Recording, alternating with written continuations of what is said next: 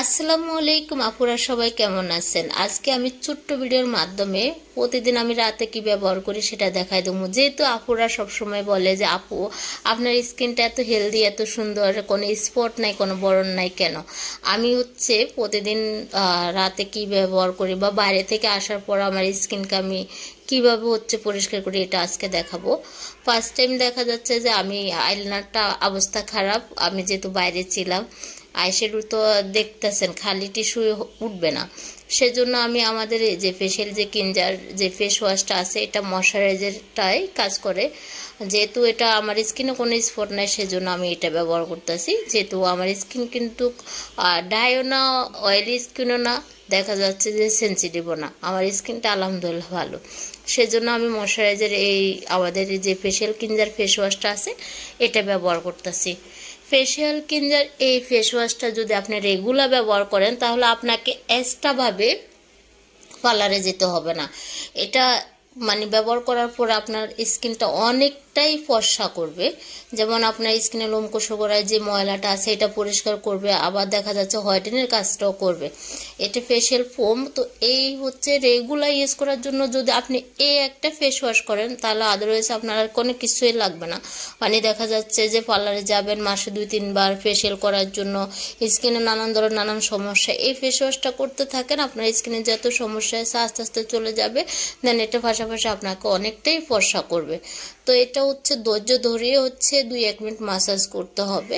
তো আমি 2-1 minute massage করতেছি, যেহেতু এটা পরিমাণে অল্প লাগে আপুরা। আমি ভিডিওর মাধ্যমে হয়তো দেখা যাচ্ছে তেমন পানি দিতে পারি না।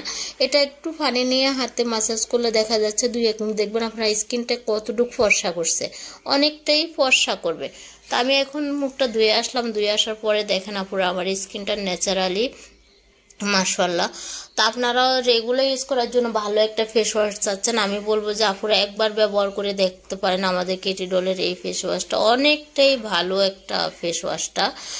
মুখটা ধোয়ার পরে বোঝা যাবে যে মনে হচ্ছে যে আমার স্কিনটাতে কোনো কিছু নেই, এত পাতলা দেখা যায়, বোঝা যায়, আরাম লাগে যে এটা মনে হচ্ছে যে স্কিনে ভারী কোনো কিছু নেই, একদম পাতলা করে। যেটা সিমাম অয়েল ধুলাবালু যা আছে সবগুলো চলে যাওয়ার পরে স্কিনটা একদম হেলদি দেখা যায়। এখন আমি রাতে যেহেতু ঘুমাবার আগে মুখটা ধুচ্ছি, তারপরে দেখা যাচ্ছে সিরামটা দিচ্ছি। সিরামটা দেওয়ার পরে দেখা যাচ্ছে যে আমি আলতোভাবে মাসাজ করে নিচ্ছি। সিরামটা দিলে দেখা যাচ্ছে স্কিনটা হেলদি থাকবে। স্কিনে দেখা যাচ্ছে যে আমাদের স্কিনটা বলে রাখা দূর হবে। তো স্কিন হেলদি স্কিন সবচাইতে সুন্দর। সাদা দপদপের চেয়ে একটা হেলদি স্কিন রাখার জন্য চেষ্টা করবেন আপুরা। আমি সব সময় চেষ্টা করি সাদা সুন্দরের চেয়ে স্কিন হেলদি যেহেতু থাকে, যেটা আমার গায়ের রং যায় আছে এটা একটু কালসা ভাবটা দূর হয়ে আমার স্কিনটা দেখা যাচ্ছে কোনো স্পট না থাকে বা দেখা যাচ্ছে স্কিনটা হেলদি থাকে, এরকম আমি চেষ্টা থাকি। সেজন্য আলহামদুলিল্লাহ আমার স্কিনটা ভালো আছে। তো আপনাকেও চেষ্টা থাকতে হবে যে একটা হেলদি স্কিন করার জন্য সবসময় চেষ্টা করুন সাদা দপদপের চেয়ে।